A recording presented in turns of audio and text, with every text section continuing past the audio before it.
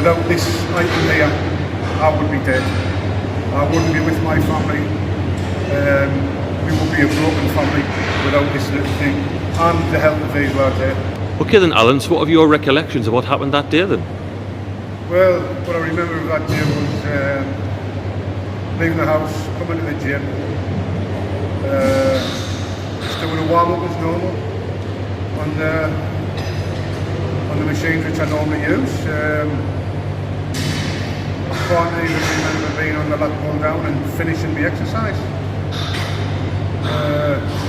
And next thing you're waking up in hospital? The next thing that happens, I wake up in hospital. So obviously you're meeting the three lads here today who saved your life.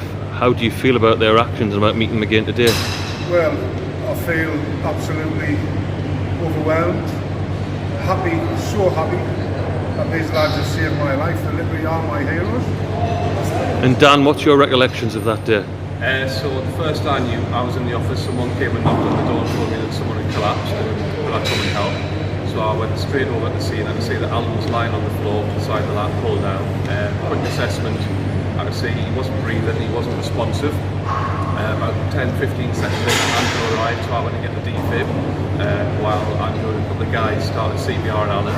We got the defib over, got it on Alan, and assessed him, and it was a bit of a shock, and we just continued CPR until the ambulance arrived. What about yourself, Andrew? What was your role? Again, it was myself and Gary were in the assessment room just having a meeting. We heard a knock on the office door next door, so we went out as well. We just followed Dan over. We saw Alan on the floor. Myself and other members started to CPR while Dan went and got the defib and Dan the services for us. What was your recollections, Gary?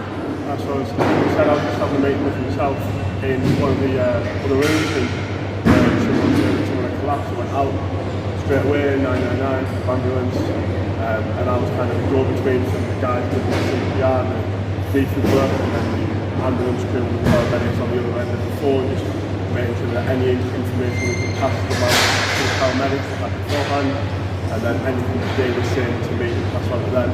As well as kind of making sure that the area was nice and clear, so paramedics and ambulance members and helped plenty of space to do what they needed to do for Alan. And Alan, what did the surgeons say would have probably happened if it hadn't been for their actions? No, not probably.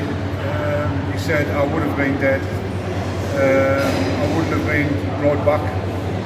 It's because of these lads who got onto me. Well, they jumped on us basically and broke one of my ribs, but hey, it's a small price to pay. These lads literally did save my life. And Mary, what do you think about the actions of these lads that day? Well, on behalf of me and my family, we just can't thank them enough. What they did was amazing, you know, and I'm just grateful that he was in here at the time it happened and not anywhere else, you know. We just can't thank the lads enough.